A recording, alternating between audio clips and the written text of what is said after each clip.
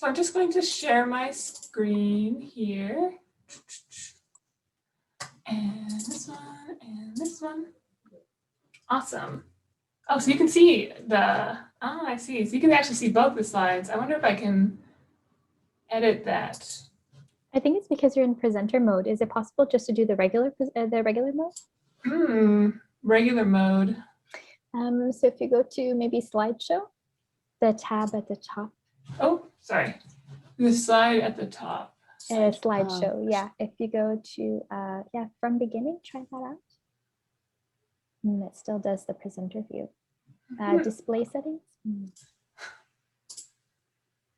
How about now? Yes, it's just thank you. Really big. Perfect. Thank you for those technical difficulties.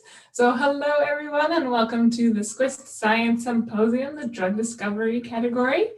Today we have Dr. Aashima joining us, as well as Maria and Tanya, who will be presenting today. So and I do want to say, we have Noeen in the background. She is the brainchild and chair of the Science Symposium, and she put this fantastic event together. So we're super happy to be a part of it. And thank you, Noeen, for everything you've done. And I'm here and happy to be moderating today. Let's see here. There we go. So before we get started, I would like to give a quick land acknowledgement and take a moment to reflect on the fact that we are living and working and playing on the traditional and unceded territory of the Squamish, Tsleil-Waututh, and Musqueam people, and that we should all just try to remember and think about that as we go about our daily lives and how much has gone on historically in our country. I'll just leave it at that for now. So we are in round 2, and we are doing drug discovery, and we are in our second presentation where we have Tanya out of the 3. And I do want to go over some housekeeping rules before we start. Please note that we will be recording today. Please ask that everyone keeps themselves muted unless they are asking questions, and that you ask any questions that you do have in the chat box so that we can put them in during the Q&A session. So we do have a couple sponsors who have also helped make this possible today. We have Northeastern University, Vancouver, and they have a 95 employment rate for biotechnology. So if you're interested in that area, please check them out. We also have Admare Bioinnovations. So if you want to polish your skills in business or science, check out their programs today. We have AbCellera, who are famously known for discovering the antibody that neutralizes the viral variants of COVID-19. And we have Aakajus Therapeutics, and their lipid nanoparticle delivery system is a key element in the development of the Pfizer vaccine. We also have Microsoft joining us, and they have a lot of really awesome internships for IT. So check out their website if that's something that is interesting to you. And we also have Mali Surgical, and they use cutting-edge magnetic technology to provide breast cancer patients with a better experience over the traditional. So they're another really awesome company that you can check out. Now, to launch into it, we have our 2 judges today, Dr. Aashima and Maria, and we have our speaker, Tanya. So I'll just let our 2 judges introduce themselves here, just give a quick overview of who you are and what you do, and then I'll move on to Tanya so you can introduce yourself and launch into your presentation. So Dr. Aashima, I'll start with you. Okay, perfect. Thanks, Ashley. Hello, everyone. My name is Aashima, and I am a research scientist at QuadroCore, which is a Toronto-based hardware tech company that is focused on developing highly sensitive analytical instruments for non-invasive disease diagnosis. And before joining QuadroCore, I was a postdoctoral fellow at the University of California. My research experience spans both theoretical and applied work in the areas of structural biology, biochemistry, cellular, and molecular biology. And with that, I'd like to wish Tanya good luck, and I look forward to your presentation. Over to you, Maria. Thank you so much, Aashima. My name is Maria. I am a PhD candidate at the University of Montreal. My area of expertise is in imaging, so I'm looking forward to seeing that aspect of your talk as well. I'm currently studying the neuroimaging features of psychosis patients that also exhibit other comorbid disorders. Before doing this PhD, I also have some experience in neuroscience as well as in psychology and public health as well. I was also a former medical science liaison for 𝐒𝐃𝐄𝐑 here based in Montreal. And I won't give any more information than that. It's more than enough for now. And I'll pass it on to you, Tanya. But before, again, good luck, best wishes, and looking forward to hearing you speak. Thank you so much. So I'll just share my screen first, and you can let me know. Can you see my screen? Yes. Yes. Sounds good. Okay, so good afternoon, everyone. My name is Tanya Saxena, and I'm a PhD student in the Hafley Lab at the Faculty of Pharmaceutical Sciences, UBC. My lab specializes in drug delivery and radiopharmaceuticals, studying in vivo pharmacokinetics using PET and SPECT imaging. Before I begin my talk, I would like to thank the judges and sponsors for giving me this opportunity to share my research today. My PhD project focuses on investigating excipients for the oral delivery of sensitive drugs like peptides. Okay, so as all of you already know, there are mainly two types of routes of administration in humans. First, parenteral, which includes subcutaneous, IP, IV, intramuscular injections, and transdermal patches. The second is enteral delivery, which includes tablets, capsules, and liquid formulations taken orally or through the rectum. Although parenteral delivery provides better systemic bioavailability, the injections cause pain and mostly require medical training to be administered, whereas the transdermal patches can be expensive. On the contrary, oral delivery provides a better patient compliance and low manufacturing costs. However, there are multiple physiological barriers that prevent high oral bioavailability of sensitive drugs like peptides. The gastric juices in the stomach lead to low physicochemical stability. The pyloric sphincter prevents passage of large molecules from stomach to intestine. The gastrointestinal enzymes cause degradation of 3D structures of proteins due to interference in ionic and hydrogen bonding. And the mucosal lining causes erratic absorption across the intestinal membrane. My thesis focuses on overcoming these challenges using different excipients. The first one is the easy one, or so we thought. Commercially available gastro-resistant capsules have been used for decades to bypass the acidic pH in the stomach. They are normal capsules coated with certain polymers that dissolve in alkaline medium only. These capsules are available for humans, but during preclinical studies, they need to be implanted by opening up the stomach of rodents. Thus, commercial capsules were designed for rats and mice. We decided to coat these capsules with enteric polymers and test their gastrointestinal transit using SPECT-CT imaging. Strangely, as you can see, the rat capsules remained in the stomach at 4 hours, whereas the mice capsules loaded with indium chloride degraded from within and release all its contents in the stomach, thereby causing the degradation of the drug itself. Thus, we decided to come up with a new method to generate uniform-sized gelatin microcapsules using microfluidics. We injected hexane with glutaraldehyde as the continuous phase and gelatin heated above 40 degrees Celsius using a syringe heating pad as the disperse phase. The droplets were collected in a magnetically stirred beaker cooled to 4 degrees using ice. The cooling causes the gelatin droplets to solidify faster. For visual purpose, we added a blue dye to the gelatin, and you can see how the droplets are generated in our setup. So out here, the droplets are being collected in a beaker that's placed on ice, and you can see the droplets being formed and not aggregating together. These microcapsules are transparent and shrink in size on drying. Once suspended in a drug solution, they soak up the contents. Hence, we decided to name them spongels. They have different benefits like diffusion of drugs and combinational drug delivery, because multiple drugs can be loaded into spongels and delivered together, along with a long shelf life, since the drug can be loaded just before administration, and patient compliance due to oral delivery. To optimize the size of spongels for rodent studies, we tested 2 parameters. First was changing needle size. We tested 3 gauges, 21, 22, and 25, to obtain 2, 1.5, and 1 millimeter size wet spongels respectively. As expected, the inner diameter of the needle was found to be proportional to the size of the droplets. So a smaller needle size led to smaller droplets. We changed the flow rate of the dispersed or inner phase as the second parameter, whereby a higher flow rate generated smaller droplets as observed using scanning electron microscopy.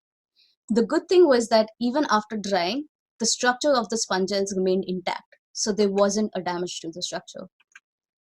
The next step was to test the efficacy of our sponges in vitro. First, we loaded the sponges with a radio-labeled drug solution. In this case, we suspended 5 sponges in a vial containing the drug solution. Next, the sponges were then air-dried and drug uptake was quantified on a gamma counter between activity uptake versus time graph. The second part was the drug-loaded sponges were entirely coated using a spraying technique with an airbrush and then incubated in a shaking incubator at 37 degrees Celsius for 6 hours as per USP standards. The initial 2 hours were in simulated gastric fluid at pH 4, mimicking rodent stomach, and the latter 4 hours were in simulated intestinal fluid at pH 6.8, mimicking the intestine. Percentage release of drug was plotted against time to study the dissolution of the sponges. So the first part of the study, the uptake study, with radio-labeled drugs showed us that smaller molecules like technetium-99 technetate and indium ions had higher uptake compared to larger molecules like the antibody and HPG. The exception was magnetic nanoparticles, which might have been adsorbed on the surface. So as you can see, the orange curve out here is the magnetic nanoparticles, which shows a higher uptake even though they are very big in size. So this might have been because of adsorption on the surface instead of being absorbed, and this is still under investigation. But what we proved was that the drug uptake is size dependent. The in vitro dissolution study with entirely coated sponges at 37 degrees Celsius incubation showed no dissolution in the simulated gastric fluid up to 2 hours. But once the sponges were transferred into the simulated intestinal fluid at pH 6.8, they showed a sustained release for the next 4 hours. The quick release of magnetic nanoparticles again partially confirmed our hypothesis of it being adsorbed on the surface. So as soon as the coating gets dissolved, the particles start releasing out.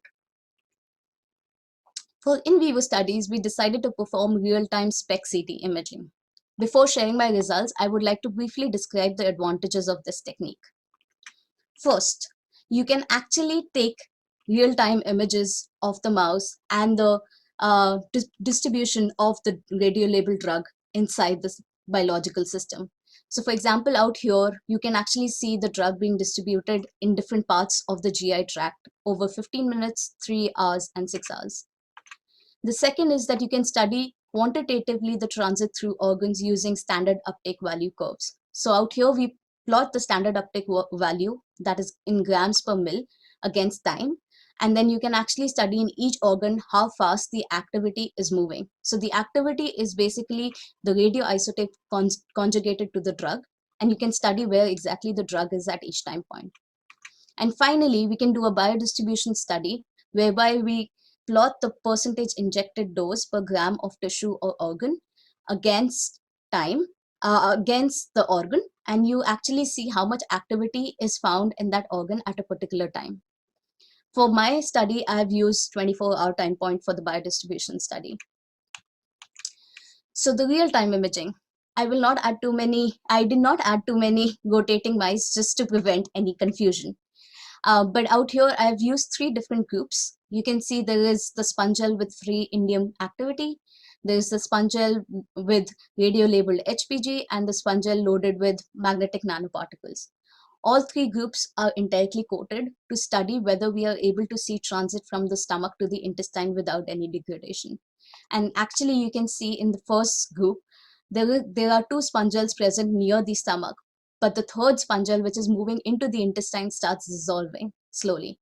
And over a period of time, you actually see the entire activity come out in the intestine.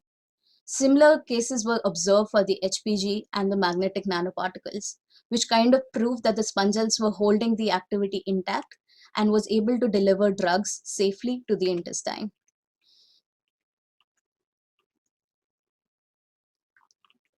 Okay, so the biodistribution study at 24 hours.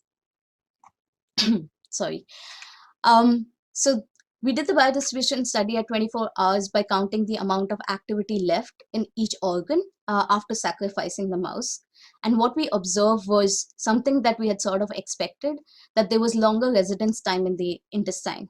The maximum activity being found in the cecum and rectum because it had converted into feces. So in this case, all the organs were collected as whole, and whatever contents were present inside the organs were left inside the organ itself. The good news is that because there's longer residence time in the intestine, what we can provide or what we can obtain is more absorption into the systemic circulation around the intestinal lining. One other good thing we observed was that our positive control, which was the sponges loaded with free activity and sponges loaded with octreotide, which is a small peptide, we expected to see absorption across the intestinal lining into the systemic circulation, which was something we didn't observe to see for the other groups because of larger size. And we did see almost the same amount of absorption of the octreotide and the indium in the blood circulation later on. So in conclusion, entirely coated sponges within the range of 400 to 550 microns are able to bypass the stomach and release drugs in the intestine. The residence time within the large intestine was increased up to 24 hours, and sensitive drugs like peptides and proteins, which get degraded easily in the GI tract, yielding very low bioavailability, could be protected from the acidic pH in the stomach. So for example, insulin is injected subcutaneously or using pumps since its functional structure is broken down during oral delivery. Thus, this setup would help us to protect these peptides from degradation inside the stomach. The next step is to quantify the oral bioavailability of the functional drugs in systemic circulation using sensitive drugs like peptides as a model drug. And also towards the end of my project, I will be working with permeation enhancers to increase the absorption of the peptides across the intestinal membrane. In conclusion, I would also like to acknowledge my supervisory committee, especially my supervisor 𝐒𝐏𝐃𝐄𝐑 and the Hafley lab, especially Kathy, Christina, and Mariam, who helped me with the radio labeling and the SPECT-CT imaging. I would like to thank Des and his team for helping me make the microfluidic device with Teflon. Wasn't an easy task. And I would like to thank the funding agencies who've helped me get so far in my project by giving me some money. And yes, of course, I would like to thank my friends and family who are here today. Thank you.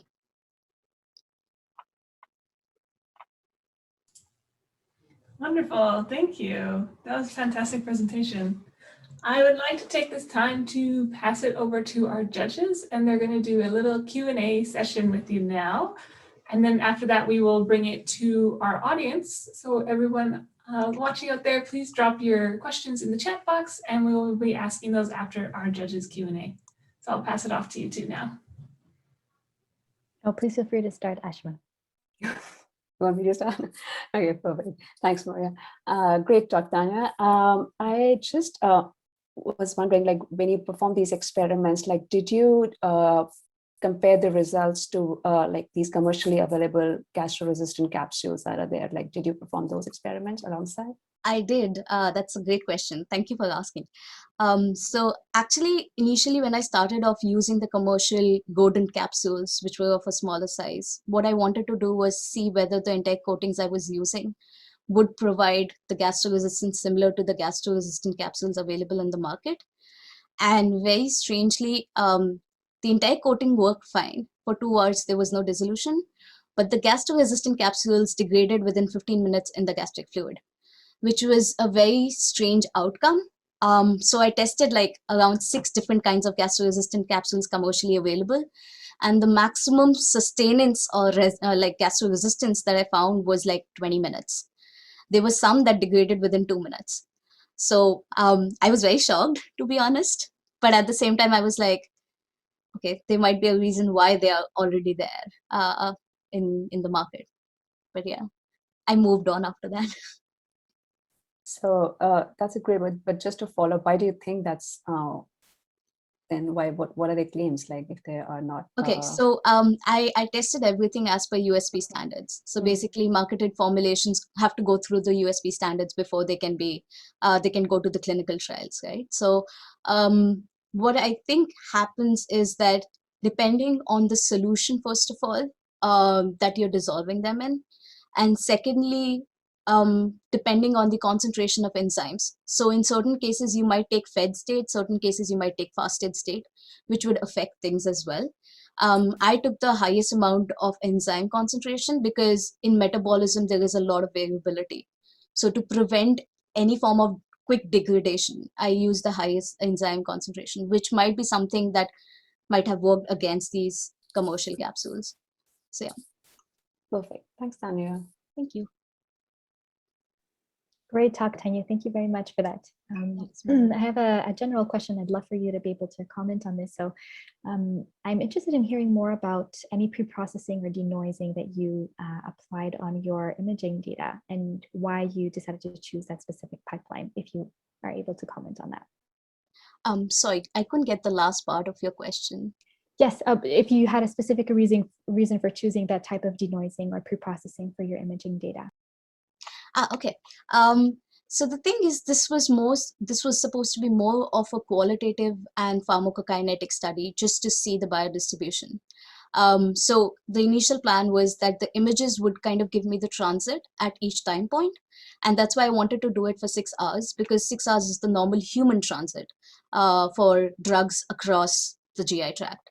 But at the same time, I wanted to see whether after 24 hours or after like a day or two, I would actually find drug present in different organs, just to see if there would be a variability between the drugs, right? And eventually take it forward with different kinds of drugs. So that's why the qualitative part I just did with the real-time imaging. And the pre-processing wasn't very stringent. I kept the calibration standardized. I did not change the scale. And eventually in the quantification part is when I use the injected dose as my standard value for counting the activity. So that was for now. Eventually, once I do the pharmacodynamic part, I think it's going to be even more stringent. Perfect, thank you. Okay. Tanya was wondering, like, apart from these gastrointestinal physical factors, what other factors do you think they might influence the behavior of this enteric coated material? If you exclude the gal, what other things can influence? Right. So one definitely is the uniformity of the coating. So even, I mean, there are spraying techniques or there are coating techniques which are standardized, but they may depend on the capsule structure and capsule material as well. So now as we are seeing, tablets and capsules with different kinds of materials are coming out. And that's why the coatings are being modified as well. So the coating process would make a huge difference. And that is something I observed in my study because I've tried 3 different kinds of coating methods. And the other thing I feel is also the number of coatings that are done. So for my study, I normally use 2 coatings, but that is not the case with most capsules or like most enteric formulations. In certain cases, they do single, and in certain cases, they do it for amount of time. So that variability could also be one of the reasons. Great, thank you. Thank you. Yes, my next question, if you attended the session last week, you would have already had a little insight into this question. So I'm interested in knowing what are some of the barriers that prevent your type of technology from being adopted in a clinical setting, whether it's on a practical level, technical, or financial level. Right. So that's a great question again. There are quite a few actually, because there's so many parameters that I had to consider in my study, especially because I was trying to overcome 4 different challenges. And I feel that being consistent with all these parameters is a huge challenge. For example, in certain mice in a group, or 1 mouse amongst 3 mice, you would see a huge variability because of the metabolism, right? So that would be one big parameter that needs to be taken into consideration, and it could be a challenge, which is what we normally see with old drugs. And the second thing I feel is because the microfluidics is going to be super easy, it's not going to be a challenge. The challenge comes with the drug uptake. So how the drug uptake happens between different kinds of drugs could also see a slight variability, which means that the dose range needs, or the dose window, therapeutic window, needs to be bigger for a drug compared to, yeah, small uptake drugs. Thank you. I think I'm good for now, Maria. You can ask the next question. I think so too. I'm seeing all the questions also pop up in the chat, so I think we should take some time to answer them as well. Yeah.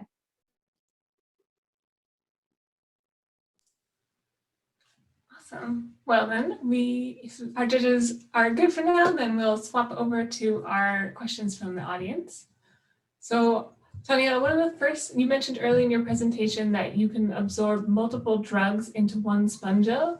And I was wondering if you could clarify how you can accurately tell how much of a drug is delivered when you allow that spongel to absorb more than one type of drug. Right. Great question. So actually, what I meant by multiple drugs being absorbed into the spongels was you take certain amount of spongels, suspend it in one drug solution, and then you take certain amount of spongels and suspend it in another drug solution. And then you combine them and administer them together. So you can administer them as the spongels or like the gelatin microcapsules, or you can administer them in a solution, aqueous solution, which is something that hasn't happened till date in clinical applications. So yeah, and how we're planning to quantify is using dual isotope imaging. So I will be adding an isotope to one drug and adding another isotope to the other drug, and then seeing where both the drugs are going after administration. Yeah. Thank you for clarifying that. And then another question is, which mice model was used for the biodye? I'm not sure if I'm saying that right. This isn't my area. So for all three studies, we used just one batch, the CD1 mice, because that's the most standardized mice strain that is normally used. The other thing is, I forgot to mention this, that the good part about using SPECT-CT imaging is that in the same mouse, you can do all three studies. You do the real-time imaging, you do the SUV curves, and you do the biodistribution. So that kind of prevents that variability between different data sets. Awesome, thank you. And you may have touched on this already, but are there plans to bring the spongels to market? I really hope so, because I'm on a research grant from Novo Nordisk, and the basic part of it was to, increase the oral bioavailability of peptides. So that's the end goal. And they already brought one formulation out for insulin recently. So I'm hoping that we'll be able to take it the full way through. Yeah. Exciting, cool. And which tumor models are you planning to use in future evaluations? Tumor models? Yes. That's here. Not working with any tumors. Okay. We'll just skip on to tumor mice models. Is that what you meant, Noeen? No. No. I'm doing nothing related to cancer, sorry. No, it's okay. We'll just skip on to the next one. Does this application, these spongels, does this have any application in personalized medicine? That's a really good question as well. So it depends, again, on what kind of application we are talking about.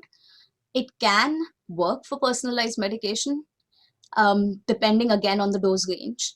But at the same time, because I have injected from 5 spongels to 30 spongels in one mouse, I have that huge window of administering drugs, right? The one thing I do want to test eventually before graduating is also if I can do subcutaneous injections, because gelatin is a biodegradable material. So even if I do a subcutaneous injection, or if I do an IV injection or something, I want to see what kind of results I would get, and I'm hoping for good results. So yeah, there are a lot of applications and a lot of avenues to test, and I'm hoping that it will be taken forward in the lab after I graduate. Awesome, thank you. And do the drugs have a higher absorption factor do drugs having a higher absorption factor always behave differently, and how does that affect deliverability? So drugs that have higher absorption factor, then again, there are multiple parameters that play a role in that. So for example, if the size is small, by small, I mean like below 2 kilodalton, which is tiny in a way, then yes, they have a higher probability of getting absorbed during oral delivery. But at the same time, it depends on the charge that is on the molecule. So it has been observed that positively charged molecules get absorbed faster.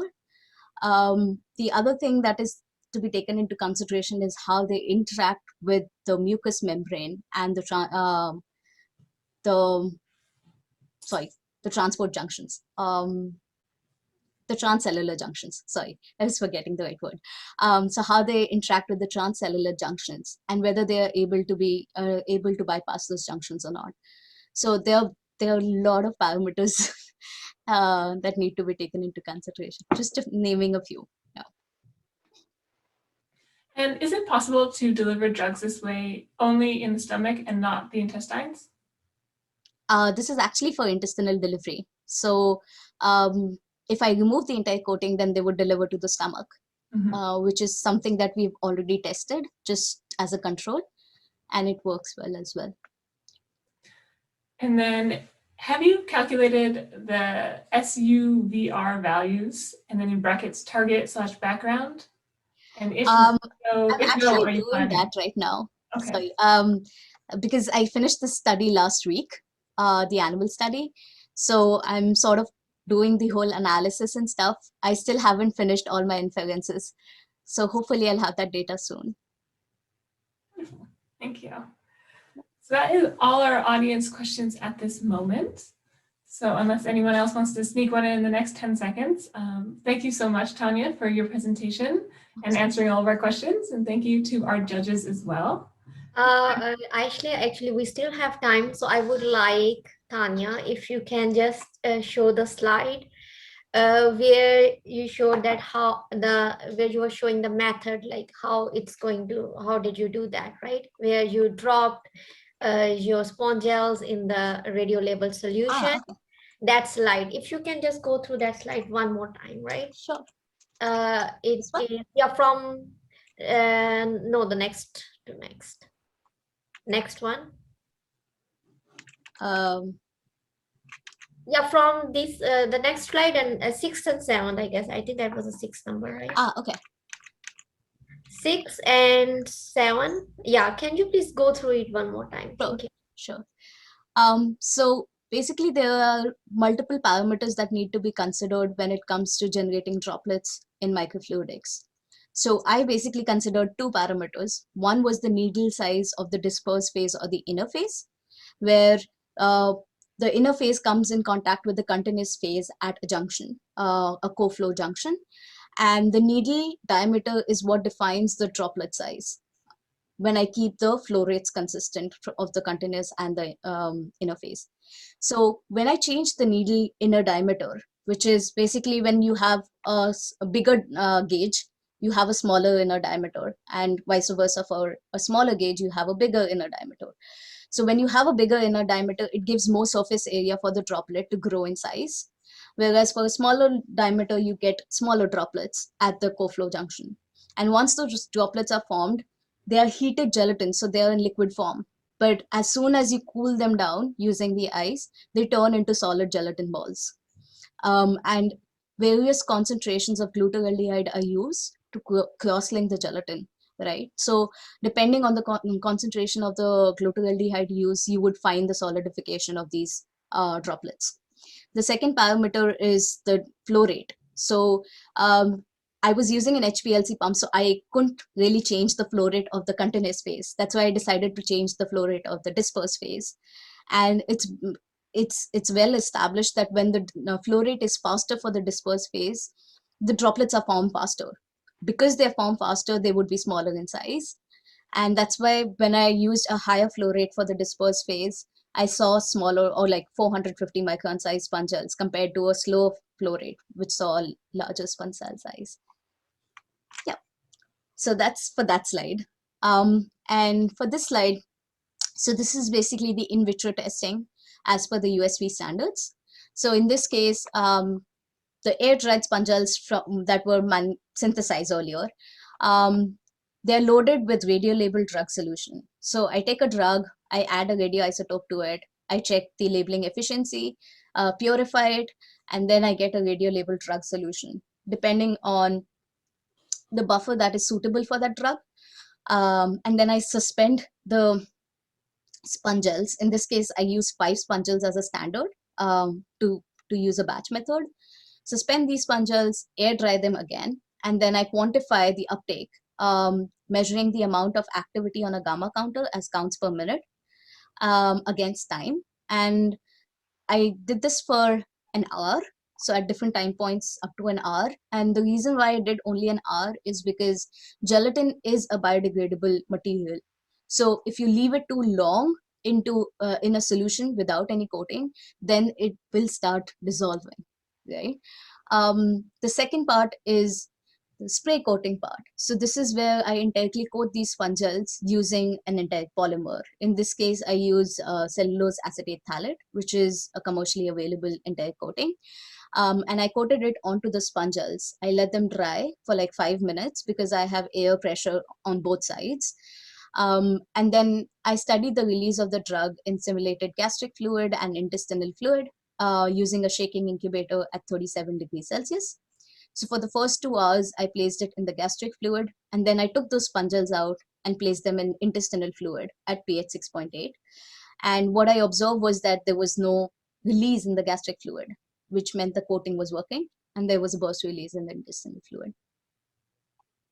Okay, and thanks, Tanya. I'm sorry to ask you to repeat this again. Actually, it's very interesting procedure, so I just wanted to see it again. Yeah, okay, it's a very good topic and very nice presentation. And I guess that here where you are talking about drug plus radioisotope, by radioisotope you mean indium? That's what you mentioned? Yes. So I tested it first with technetium pertechnetate. Okay. But the downside of technetium pertechnetate is it binds to receptors in the stomach. So it binds to somatostatin receptors, and that kind of gave us false results, false negatives and false positives. So we decided to go with indium-111 after that. So just one more question. Are you planning to move towards different other radioisotopes too? Like for example, in lutetium or like other, because every isotopes has different energy, right? So yes, yeah. So we normally do SPECT CT imaging in our lab, and generally we use gallium-68 and indium-111 as the primary isotopes in our lab. So for now, because I've been getting consistent results with the indium-111 for my PhD project, I'll be sticking with that. Probably for the dual isotope imaging, like I said, I'll be using gallium and indium because they have different peaks, energy peaks. So that will give me clear demarcation between the two. But eventually, when this project is taken forward, or if somebody else works on it, they could try with other isotopes as well. okay, good. Thanks. It's a good answer. So I was just curious because there can be other therapeutic isotopes that can be used, and especially lutetium and nowadays is actinium. So it would be interesting to see how that energy is going to affect the delivery method, you know. Exactly. Yeah, I completely agree. Okay, so I think Ashley, I will give it to you. Okay, I'm sorry for interruption. Oh, I appreciate any questions that come in. Thanks, Noeen. Yeah, so I'm just saying thank you again, Tanya, for your wonderful presentation, and for our judges for being here today and sharing your expertise with us. I'm just going to share my screen again. Let's see if I can do this. Display settings. There we go. Perfect. Oops. Oh, and now I need to go back. Shoot. Yeah. So I just wanted to let all of our audience know that we do have more Science Symposium events coming up. And if you head on over to the SCWIST Eventbrite, you will see those all there. And you can also find our events on the SCWIST website at squist.ca/events. Our next science symposium is our third presentation in the drug discovery category, and that will be on July 14th. So please feel free to register for that and check that out. And if you want updates on the Science Symposium, you can always head to the SCWIST website, and we have a catalog there that will be updated with new information on occasion. And if you're still looking for something, you can always contact Noeen or myself. Now with that, I would like to give our judges the opportunity to give any final words they may have before we head out.